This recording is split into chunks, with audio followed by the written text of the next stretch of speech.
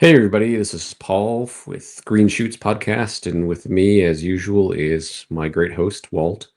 So we're here with podcast number 4, slowly chugging along, getting through these podcasts. It's an interesting journey. I think the thing I really enjoy is just kind of bouncing off ideas here and Walt, and kind of doing our research on the side, and just doing our regular job on the side. So it helps us figure out the world, so to speak. So how have you been doing, Walt? Oh, no complaints, Paul. Better than I deserve.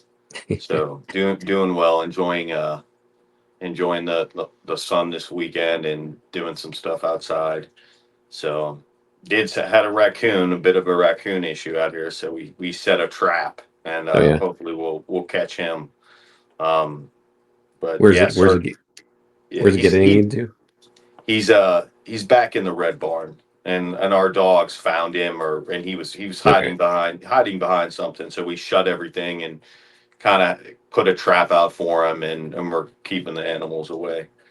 So, but yeah, that's the Okay. most exciting thing. Yep. So every day is different on the Yeah. farm. Yep. It How is. are you, Yeah, we man? had some hot days here, so I'm sure it's gets sweaty when you're out there working in the sun. Oh yeah, yeah. But you got to take breaks. So go out for a little while, then come in and get a drink, get some water, enjoy the air conditioning, go back out. So that's what Even and I do a lot of on the weekends. Yeah. Yeah. It's definitely a challenge and an adventure. So with that, we'll start into our conversation here today. We'll start off with talking about student loans.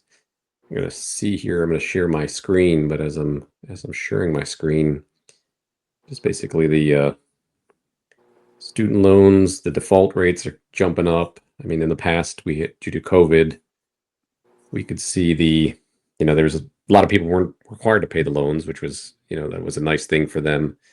But then the problem became then is people got used to that, hoping that, hey, these won't have to be paid back. And certainly some people did get their debt excused. But then as we see over here, as the mortgage payments, or sorry, the student loan repayments started up again. So you're looking at this number here from quarter one, it's just a delinquency rate of 0.8%. And then to quarter one of 2025, it's a huge jump there of 8%. So from 0.8% to 8%, that's a big number. And I Huge. know a lot of people, and you might even see it on your mortgage side there. A lot of people are seeing, you know, facing some issues with getting financed, getting a mortgage because of the student loans, that the repayments are back in. And correct me if I'm wrong, but in the past, with those with the freeze on the student loan payments, were you required to include that in their debt to income ratio? Absolutely. And so for a while during COVID, it actually made it more difficult because you would um normally it's 1% of the balance that you have to Okay. count against someone unless they're in repayment.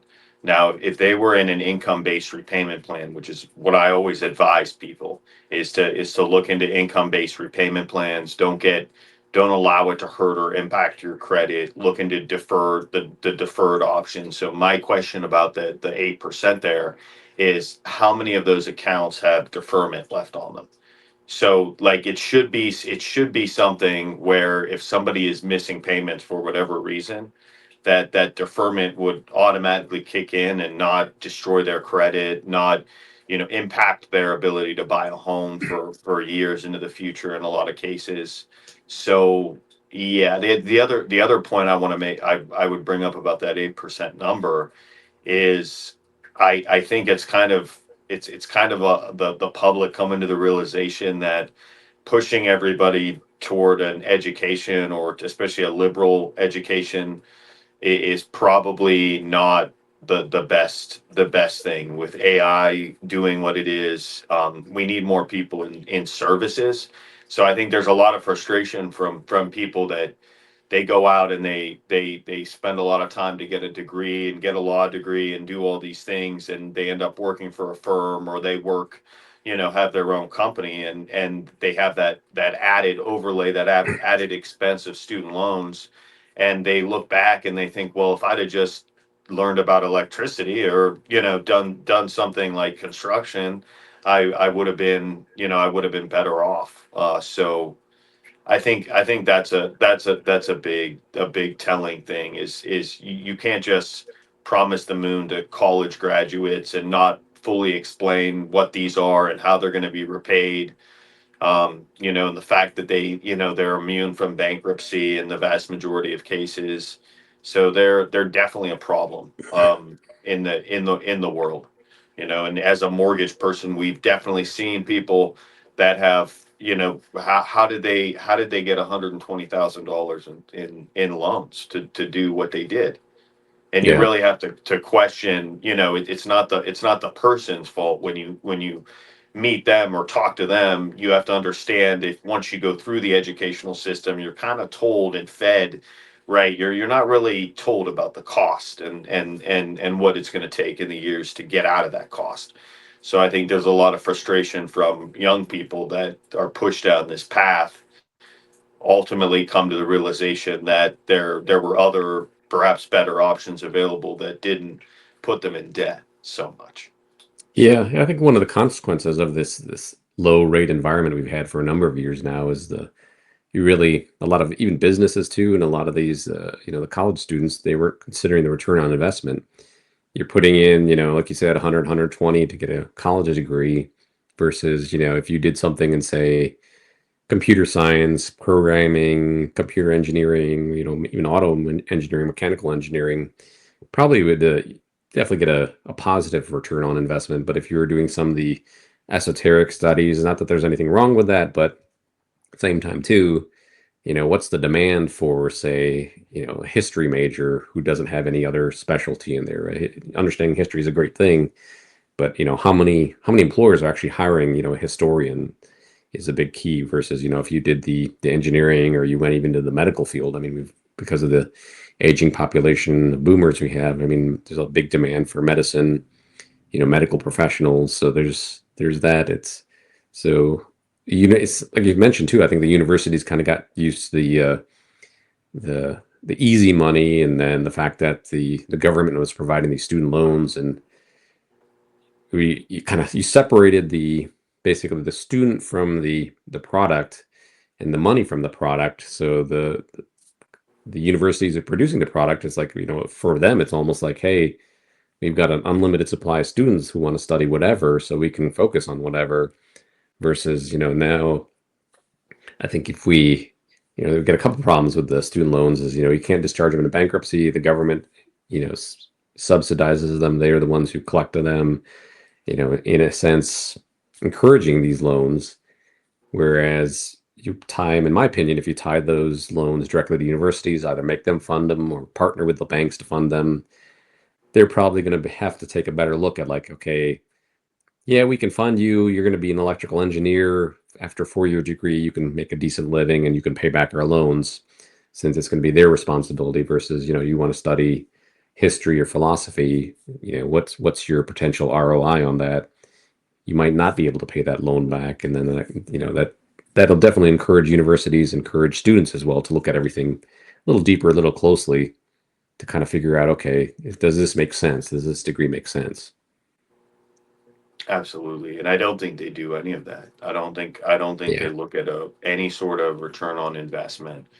And honestly, I think it's more of, for a lot of universities and higher education systems, individuals become numbers, and they become, almost at the highest level of an additional product to sell, or to help get other people involved. And other people bought into the university, and whatever they're valuing at the time or doing. So it's, yeah, it's not a good system, because it's not explained upfront to most people what what the reality of the world is, Yeah. Yeah. in truth. And so it unfortunately, these student loans are a trap for a lot of people, and they'll give anybody with a pulse money, but you might be working for forever to get out of that. And as a mortgage person who has, denied or seen people turn down from having too much of that debt, it can absolutely be a negative thing and be a bad thing. And the answer isn't always to go back and pay for more education. I as a professional, I can tell you that I learned way more working for the companies that I've worked for and the places that I've worked than I ever learned working, or quote working, right? And I was always involved in school doing things, but um, it's a bubble, and Yeah. it's and they don't they're not incentivized to tell you the truth. Nobody's going to tell you it's not a bad idea to finance this fraternity party on a credit card, but things happen. Yeah. And I think if the option wasn't there, or if there was the education was different up front, you would have a lot less of that. Yeah. um, and getting people to go down there, getting people to follow their passion is one thing, but that the universities, I think, are trying to get everybody to be employees, unfortunately. Yeah. So Yeah. there's not a lot of, they don't take kindly to independent thinkers or to people that might challenge whatever their specific bubble of a worldview might be. Yeah. So Yeah, I mean, going back to even prior to college too, I think the big issue is we don't teach enough financial education to our students. Even in the past, I remember taking they would call it home economics at that time, and it was we did a bunch of different things there, but I mean, they also talk about budgeting, like how do you budget for your household when you're living, you got a family, you've got a car, hey. So I remember one particular project we had to go, you know, browse the want or not the want ads, the classifieds at the time, and look for a car, and then figure out, okay, what's your monthly payment on that, and then go look at rent. So what are you paying on rent, and okay, and then the teacher would randomly assign, like, okay, this person's going to be a truck driver, this person's going to be an electrician, this person's going to be an engineer. So here's your salary. So go ahead and plug these. This is what your salary is. Go figure out your budget and then go from there. So that's one of the I don't know that every school teaches that. It's probably one of the rare experiences. I don't think I've from seeing my kids go through high school, elementary, middle school. I don't remember ever seeing any kind of. I know with my son, they had a particular class. It was like a finance one, so he was interested in that, so he took it.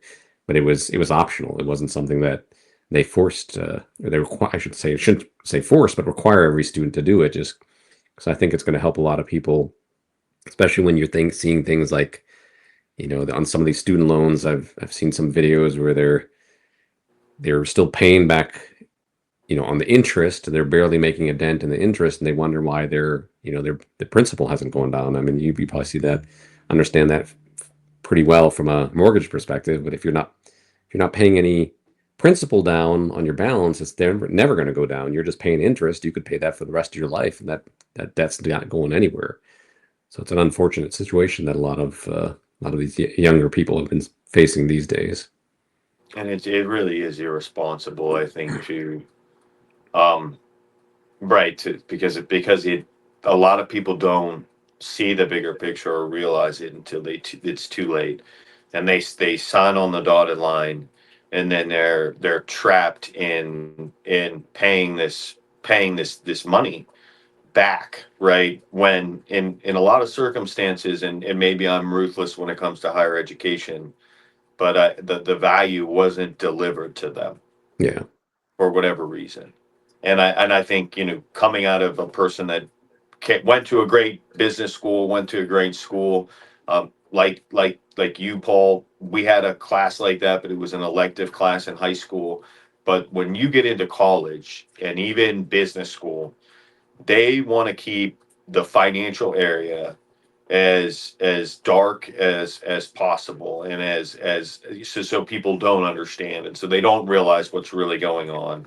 And I think that's just a reality of the world. um, so I have empathy for anybody that would complain or be upset about student loans, and I wasn't told about this, and yeah, I'm right there with you. I totally understand. So I yeah, think the better thing is getting into a strategy, right? Ultimately, if you want to get out of it, You have to think like a business and run your life like a business, and that's what it takes. You might get lucky. You might get a job that hey, I can work here and pay off these student loans fast, and but I think we need more independent business entrepreneurial people that are going to start and run businesses. And if there was an education system that could create that, outside of just the greater American system, someone would have done it already. Yeah. So Yeah, I think there's a big push to the brand names as well too. I mean, there's a big thing in branding and your larger universities, quote unquote, your Ivy League. So, I mean, while you get some networking benefits from some of those large Ivy League, I think for the most part, especially for students who are, just wanting an education, start work right away, you know, better off finding either the in-state school where you're paying in-state tuition or the community college, get your 2-year degree, get your 4-year degree in whatever program you want, start working right away. Don't go on that path of, hey, I'm going to do 4 years, then I want to do 3 years for a master's, and then I want to do a PhD, especially in something that's not going to be very hireable. I mean, if you're getting a PhD in like chemical engineering, that's a different story. I think right off the bat, as a 4-year degree, they're hiring chemical engineers, walking out the door, paying a pretty good salary. Versus, PhD in philosophy, chances are you're gonna find a university position, and then hopefully you get decent pay there. But to pay back especially if you went to a high-priced university, that's going to be a long-term payoff, and the quality of life suffers there too. yeah, absolutely.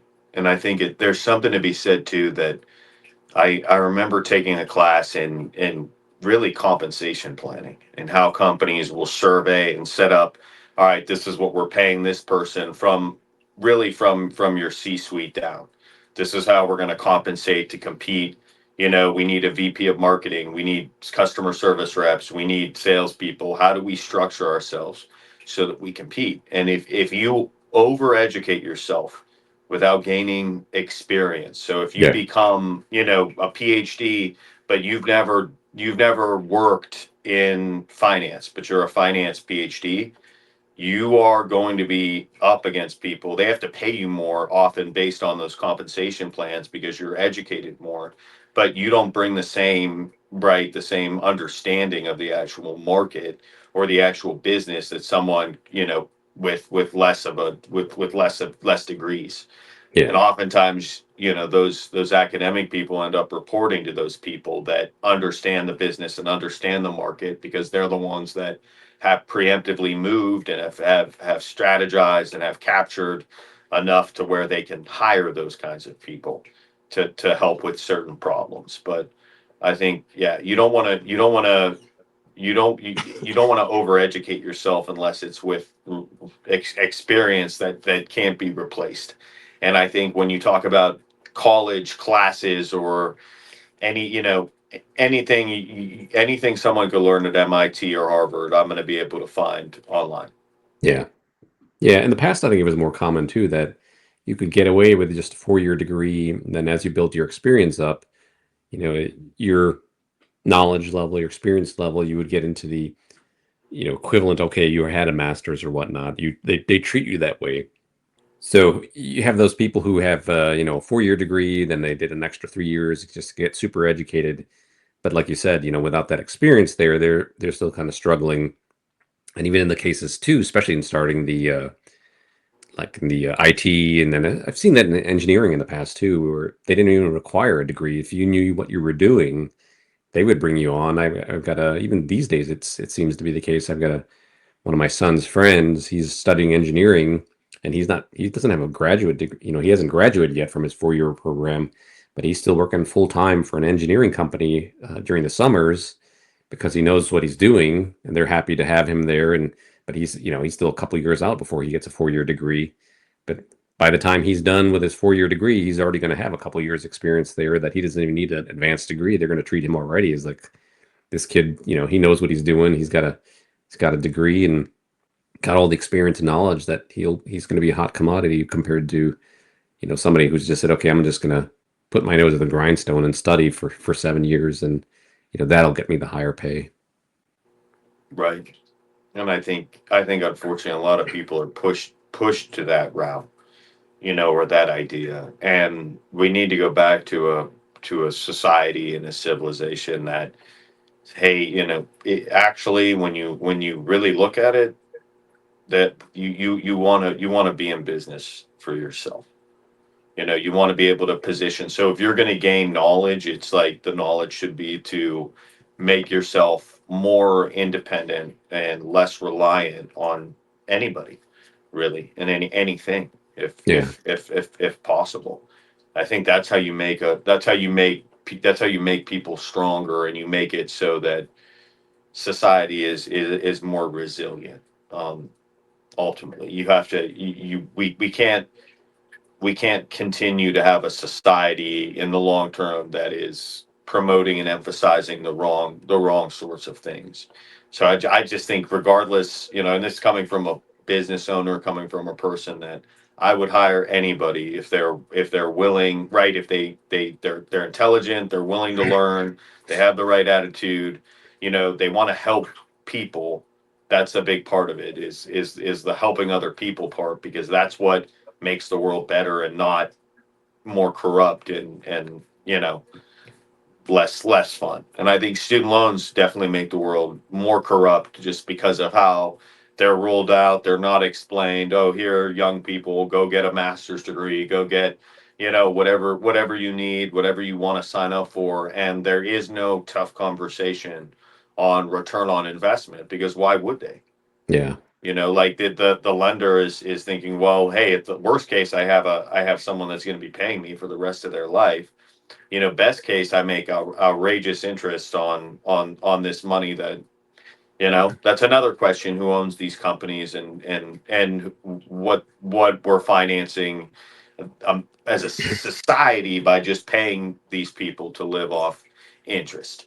So we really should ask more questions about that too, and in a lot of bigger ways. Yeah. But anytime you have this amount of money, $1.6 trillion moving through a system, you have to understand that there's, okay, where is the value created, and where is value being siphoned.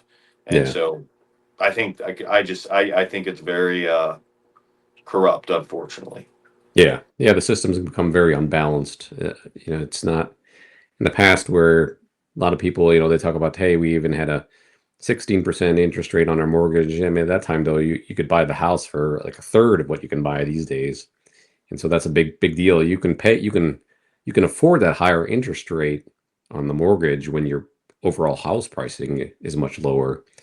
So there's a lot of unbalanced, we've seen that inflation is kind of chewing on everything, and that's part of the reason too. I can understand the student loans were deferred for a while, so people got used to not paying for it, and then everything went up price wise through inflation. So now you've got your payments coming due for your student loans. You got to pay for if the house price payments have gone up. Maybe you have a 30-year fixed rate, but if your property taxes went up, and I know mine have, and my insurance has went up, regardless of a 30-year fixed rate, my payment went up because I'm escrowing my payments, and so that's gone up. And I know there's videos out there, people expressing payment shock. It's like, hey, I thought this is a same thing. We go back to the lack of financial education. You had a 30-year fixed, but nobody told you, well, maybe you need to pay attention to your principal and interest. Sorry, your taxes and insurance, that's going to go up, whereas your principal and interest are fixed. Your taxes and insurance, the house's value went up. That's great. Same time too, you're paying higher taxes now, and then due to inflation, your insurance rates are up. So that's a particular pain point now. And then you've got all these bills coming due, and Yeah, energy costs is going up as well too. So it's an overall, everybody's kind of taking a beating in the wallet there. absolutely. So we had a buyer checking out a property this weekend up north, Paul. And that's one thing we told him, is because you can check with the county and see when a property was last sold. So we can see that, all right, this property, it's client wants to buy it for 330,000. It last sold a few years ago for 220,000. So when this sells, its taxes are going to go up. Yeah, And the definitely. same thing, it's in a special, like, incentive district in the county.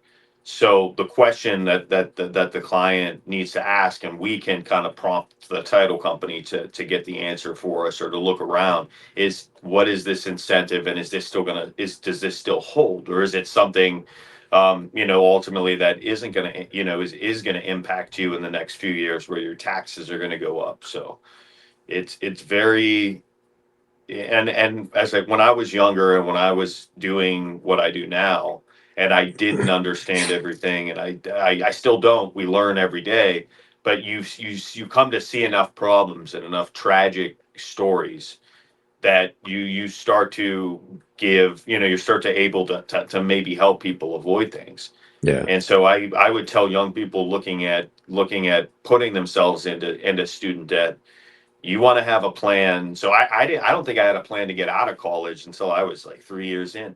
Yeah. That's insane and crazy. But Yeah. I don't know. I that was a mistake I take full accountability for. But unfortunately, was it a waste of money?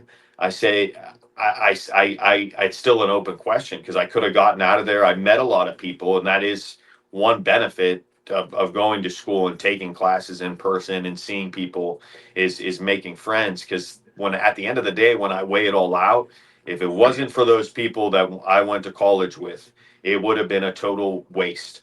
Yeah. A waste. Yeah. And I that, and mean, all the arrogant professors that think that they're fantastic, right? It's like I can learn everything you told me now by yeah. myself, and I can tell other people where to find it. So it's not, I don't know. I just feel like it's one of those industries that is in huge need of revamp. Yeah. When you have teachers and educators showing up to work 3 days a week, and they're making, $200,000 a year, um, that impacts student loans. We have to look at, to ask the question, you got to look at everything, right? Yeah. So, and then unfortunately, I think to fix certain problems, some people are going to have to, take a hit, but Yeah. it shouldn't be like the most. It shouldn't be the young people. It shouldn't be people that have learning disabilities. It shouldn't be, it should be the people that delivered corrupt systems and profited off of Yeah. corruption. Yeah. Yeah. And the economy shifts. I mean, we're probably going to see a big shift with this AI. Same thing too is, these universities need to start shaping up and kind of aiming towards educating their students in terms of finance, and, giving them a real, real degree that they can, put to productive use in society. So it's an interesting, I guess everybody's time is an interesting time to live in. We're, from our perspective, this is a very interesting time, and we can kind of see the changes coming at a fast pace. But overall, I think you know we've uh, we've kind of got the ideas set there. I think that society as well kind of sees the problem. They understand it, but at the same time too, there's some. I wouldn't even say some. There is resistance to change, and that comes with anything too. Even though we need that change, everybody knows we need that change because the current system can't really last. It's everybody's kind of suffering under it, except for a few. Eventually it can go only so far. When you pull that rubber band so far, it's either going to snap back and hurt you, or it's going to break and hurt you. So we're looking at something similar possibly happen that way. Yeah. Um, and it's a concern, because when you have these sorts of products out here, and really, student loans for one person are a blessing. Wow, I was able to go to school and meet these people, and I got a job. And to other people, it could be a total curse. Yeah. But if they're prompting it and presenting it with no strategic plan and no broader and bigger understanding, then ultimately it can put people into a situation of hopelessness. Yeah. So when I see that, 8% of 8% are missing payments, it's like, well, those people aren't. I'm not going to be able to help those people buy any investment properties or do anything for quite a while.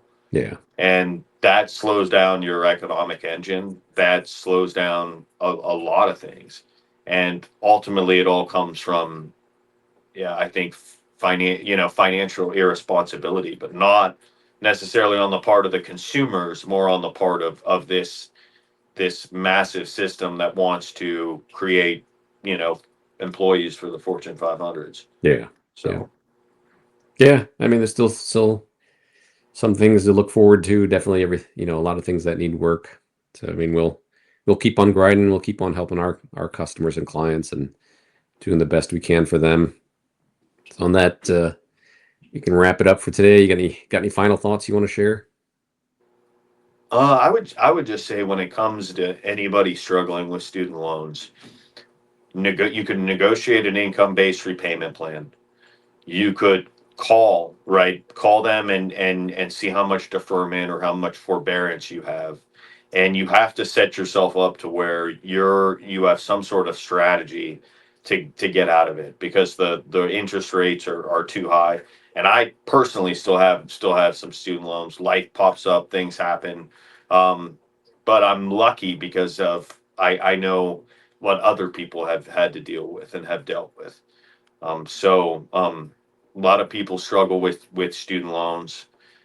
There's banking institutions that have made a fortune, as you know, Paul, just ignoring student loans for certain segments of the population, and it's worked really well for them. But you want to make sure you have a strategy and a plan to, if you put yourself in debt, to get out of it. So Yeah. analyze your own ability to repay if the worst were to happen. Yeah. Yeah. It's always, hope for the best, plan for the worst. That way, the worst does happen, you're at least able to deal with it and recover rather than sitting there frozen like a, deer in headlights, likely to get struck by life. So Yeah, it's a it's a challenge, but something that there are plenty of people out there like yourself, myself, they're willing to lend a helping hand and share some knowledge and information. absolutely. And All right. anybody that has the will, regardless of what the number is, can work their way out of it. Yeah. It's just attitude and behavior. Perfect way to end it. All right. Thank you, everybody, for listening. We'll catch you in the next one. Have a great week.